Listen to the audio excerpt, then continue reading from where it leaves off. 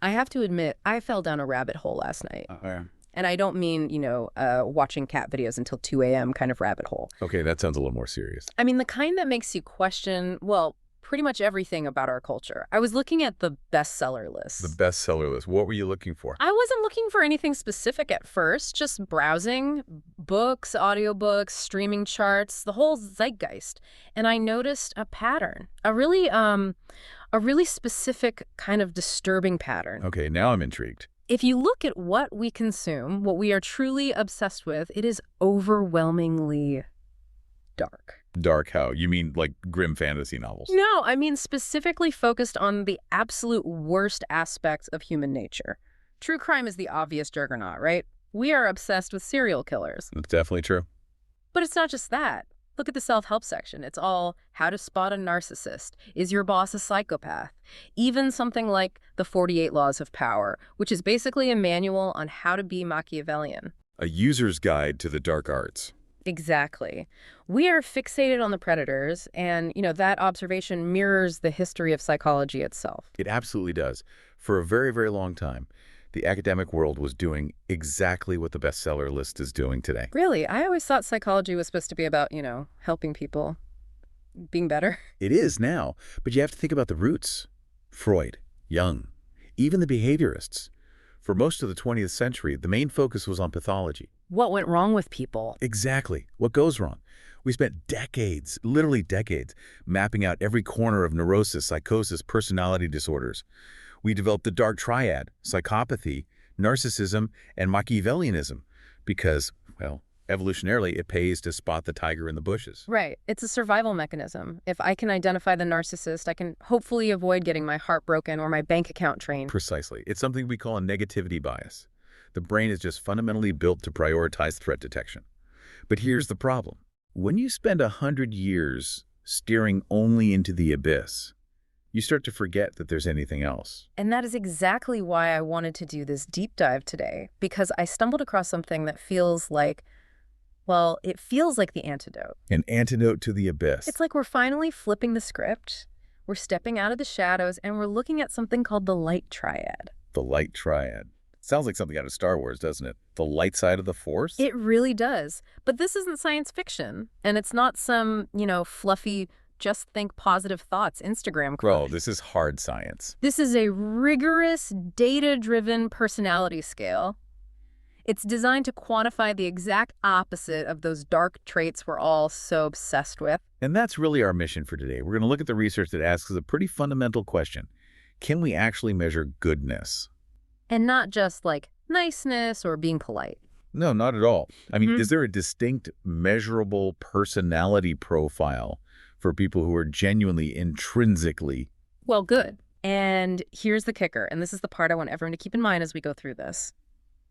If you're a good person, if you score high on this Light Triad, does that mean you have zero darkness in you? Are you a saint? Right. Or is it, a little more complicated than that? Well, the answer to that is fascinating and honestly a little bit of a relief. It completely changes how we view human nature. I am so ready for this. I feel like I need a spiritual cleanse after reading about psychopaths all week. I get that.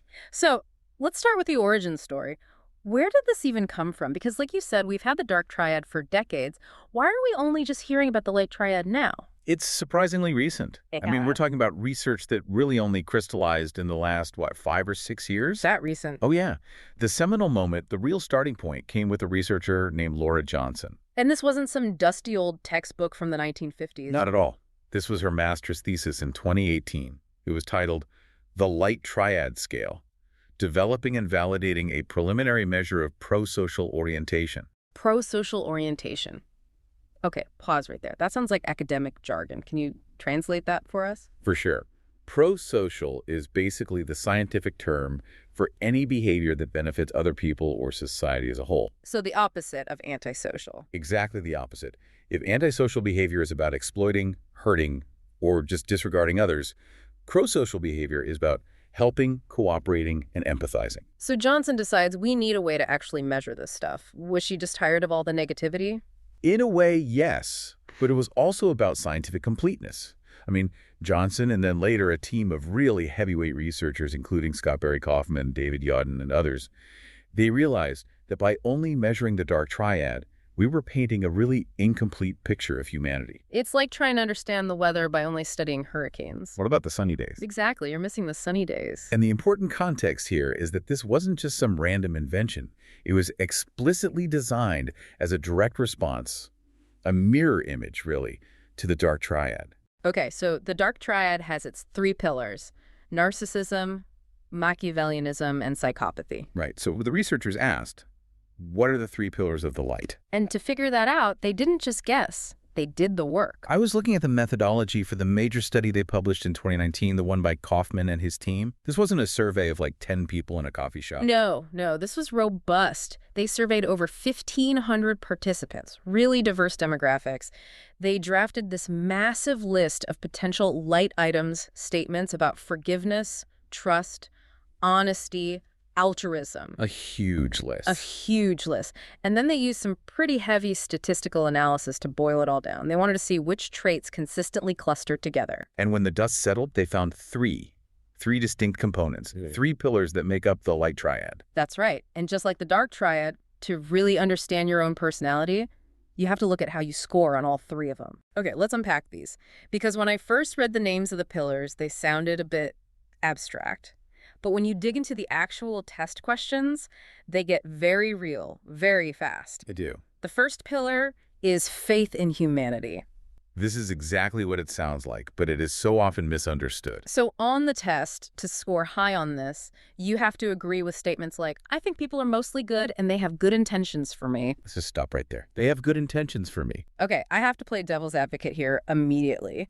That sounds incredibly naive. If I walk into a used car dealership or a salary negotiation or, a dark alley, and I'm thinking, this person has good intentions for me, aren't I just setting myself up to be a total sucker? This is the #1 most common criticism of this trait. Yeah. Is it wisdom or is it just foolishness? Right. But here's what the research suggests. Faith in humanity isn't about being blind to danger. It's about your default setting. My default setting. What do you mean? Think about it this way. When you meet a stranger, any stranger, do you start with a baseline of trust or a baseline of suspicion? The dark triad personality, especially the Machiavellian, starts with suspicion. They assume everyone is a threat or a competitor or someone to be used until proven otherwise. Okay. The light triad personality, they assume a basic level of decency until proven otherwise. It's a reversal of the burden of proof. But doesn't the suspicious person survive longer? I mean, evolutionarily speaking? Not necessarily. And this is where something like game theory comes in, which is really cool. Whoa, I love game theory. Lay it on me. Okay, so imagine the classic prisoner's dilemma or any kind of trust game. If you always defect, if you always betray the other person because you assume they're going to betray you, you miss out on all the massive benefits of cooperation. Right. You might avoid getting scammed, sure, but you also avoid building alliances, deep relationships, community, Right. all the things that actually help us thrive. So the person with faith in humanity might get burned occasionally, maybe even more often, but over a lifetime, they build a bigger, stronger network of support. Exactly. And it creates a kind of self-fulfilling prophecy. If you approach someone with warmth and trust, you are statistically more likely to elicit warmth and trust in return. You get back what you put out. You do. If you approach them with cold suspicion, they're going to mirror that defensiveness right back at you. So by believing people are good, you help make them good, at least in that specific interaction. Precisely. But I want to be really clear. Scoring high on faith in humanity doesn't mean you lack judgment. Okay, that's important. You can believe people are generally good while still locking your door at night. It's an orientation toward the world, not a denial of reality. Okay, that makes me feel better. It's not about being a doormat. It's about starting with an open door. That's a great way to put it. Let's move to the second pillar. This one is called humanism. Now, humanism is a word that carries a lot of baggage, used in philosophy, religion, art history. It's all over the place. It is. But in the context of the light triad, it has a very specific, very narrow psychological definition. The definition in the source material is valuing the dignity and worth of each individual. And the test statement that really jumped out at me was this one. I enjoy listening to people from all walks of life. And notice the key phrasing there. all walks of life. Yeah, that's the hard part, isn't it? It is so easy to believe in the dignity of my friends, or people who vote like me, or people who, dress like me and listen to the same music. Right. This is the difference between tribalism and humanism. Most of us are very, very good at valuing our tribe. We see the nuance and humanity and complexity in our in-group. Of course. But humanism, as a psychological trait, measures your ability to extend that same dignity to the out-group. So if I'm scoring high here, I'm the person who actually wants to hear the story of the person sitting next to me on the bus, even if they look completely different from me, or I can tell we have nothing in common on the surface. And not just hear it, you value it. You recognize, on a deep level, that their internal life is just as complex, just as vivid, and just as important as your own. There's a word for that, isn't there? Sonder, I think. The realization that every random passerby is living a life as vivid and complex as your own. Exactly. Humanism is Sonder in action. It's the polar opposite of narcissism. To a narcissist, other people are basically cardboard cutouts. Background extras. They're background extras in the movie of the narcissist's life.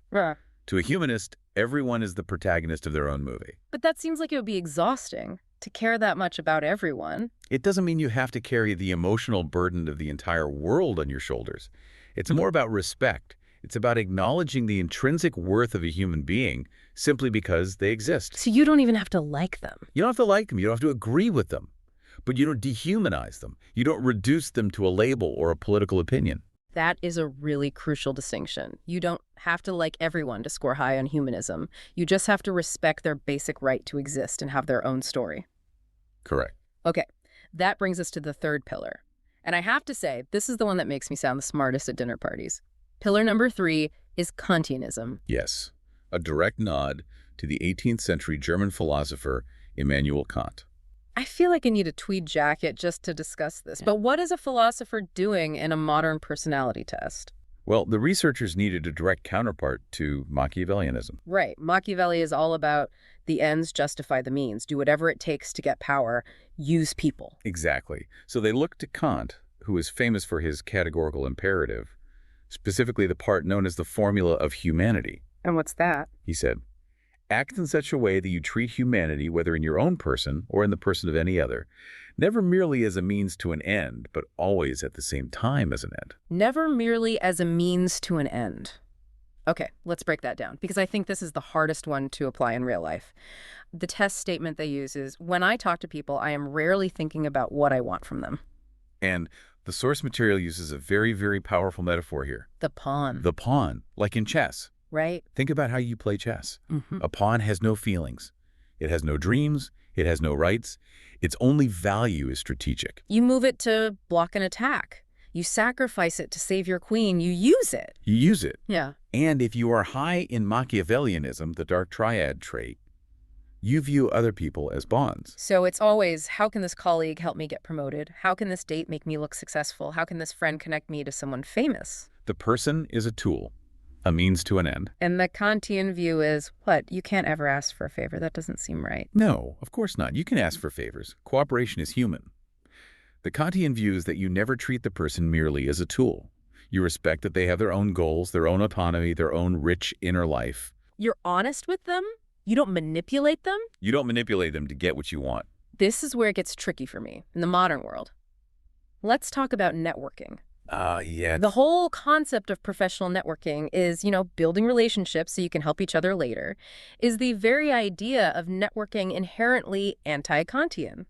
That is a fantastic question. And the answer is, it really depends on how you network. Okay, go on. If you go to a networking event and you're just scanning the room, looking at name tags, ignoring the people who you think can't help you, while you suck up to the people who can, that's Machiavellian. That's pawn hunting. That is 100% pawn hunting. And I think we've all been guilty of that. Oh, you're just an intern. Nice to meet you. Bye. Right. But a Kantian networker would engage with the person in front of them, intern or CEO. They're genuinely curious about who that person is. If a business opportunity or connection comes out of it, great. But the relationship comes first. The transaction is secondary. So it's about authenticity. It's about your primary intent. It is. It's about not having a hidden agenda. The test item says, I am rarely thinking about what I want from them. Just imagine how different your conversations would be if you actually turned off that little voice in your head that's always asking, what can I get out of this? It would probably be terrifying at first. I'd have to actually listen. But the connection you'd make would be real. Yeah. And that is the core of the Light Triad. It's about authentic connection versus strategic manipulation. Okay, so we have the three pillars. Faith in humanity, which is about trusting the default good in people. Right. Humanism, which is about valuing everyone's inherent dignity. Yep. And Kantianism, which is about refusing to use people as pawns. A very powerful combination. Indeed. But now we have to get to the data, because this is a deep dive. And we don't just deal in theories here, we deal in numbers. And the numbers tell a very, very surprising story. Here's the assumption I think most of us would make. I certainly made it. I assume that light and dark are on a single sliding scale, like a dimmer switch. From the light up, the dark goes down. Exactly. If you're a good person, you cannot be a bad person. They're mutually exclusive. It's the intuitive assumption. We love to think in binaries. Heroes and villains.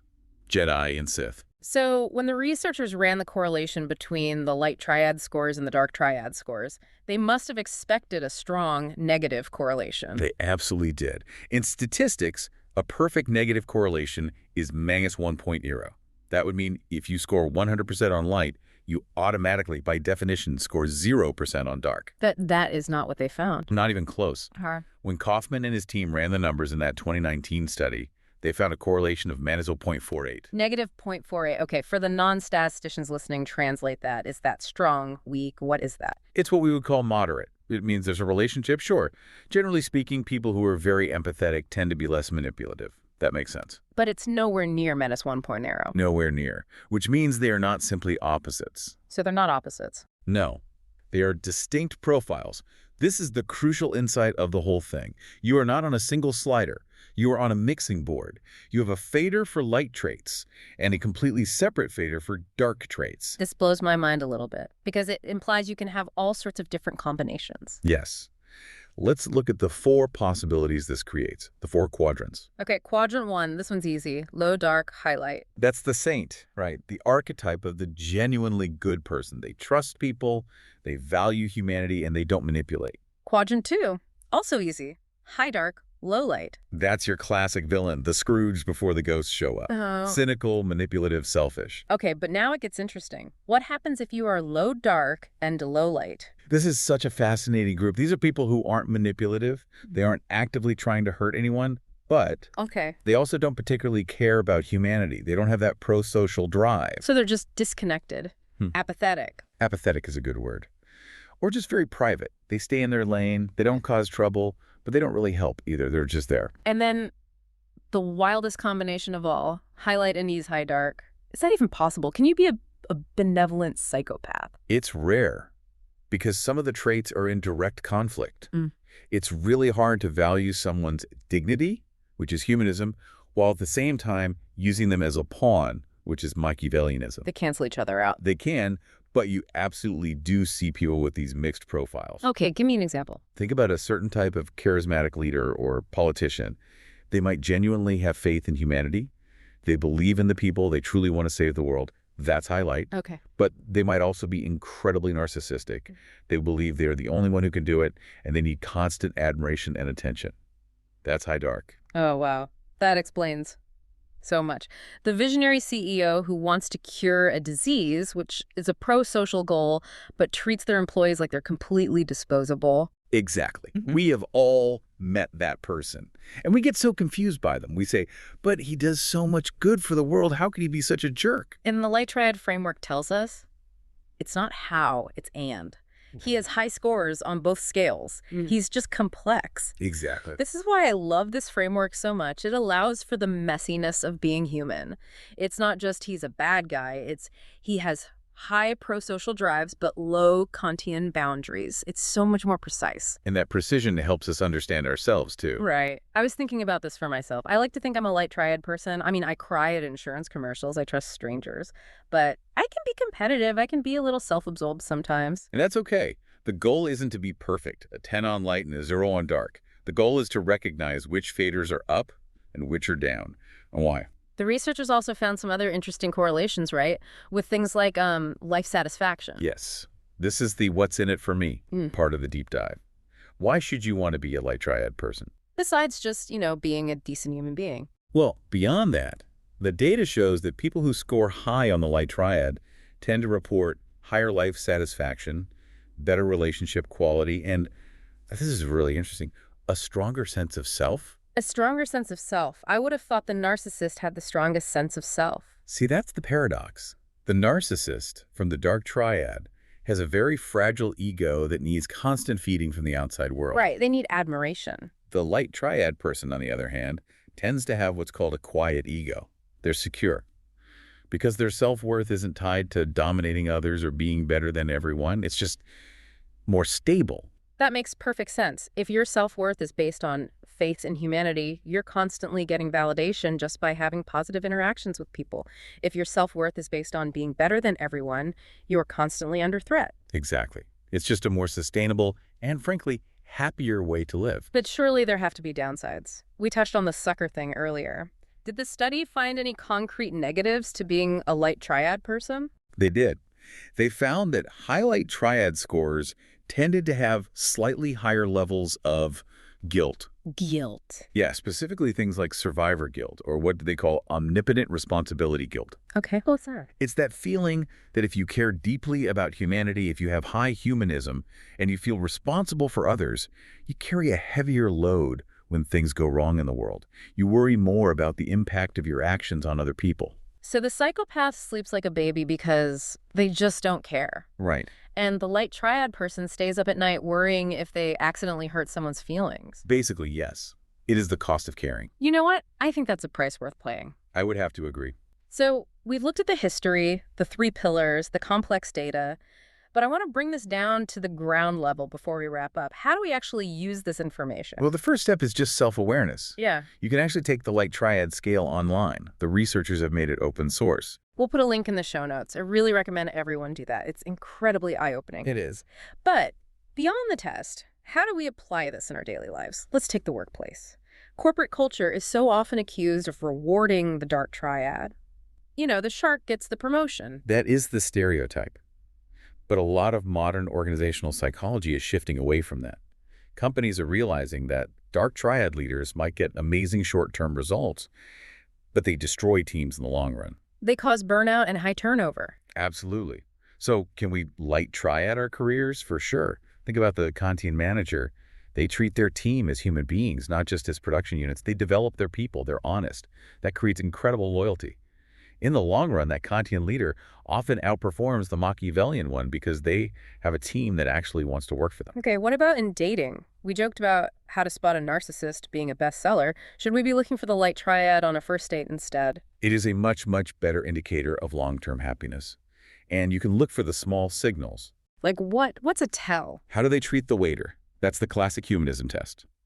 Do they acknowledge the server as a person, make eye contact, say thank you? Or do they treat them like a food delivery mechanism? A pawn in their dinner game. Exactly. What about the Kantian test in dating? Are they actually listening to you, or are they just waiting for their turn to speak? Are they genuinely curious about who you are as a person? Or are they trying to fit you into a slot in their life? Like, I need a girlfriend by the time I'm 30, you fit the basic demographics, you're hired. Oof, that feels a little too real. But that is the ultimate, using someone as a means to an end. It really is. This whole conversation has made me realize something.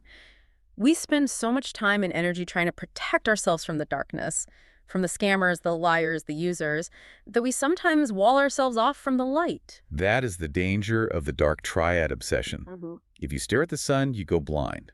But if you stare at the darkness for too long, you go blind in a different way. You lose the ability to see the good. And the science says the good is there, it's measurable, it's real, and what's most important, it's actually pretty common. That is the most hopeful finding of all of this research. When they look at the averages across the population, most people skew toward the light. Really? Yes. The average human being is not a psychopath.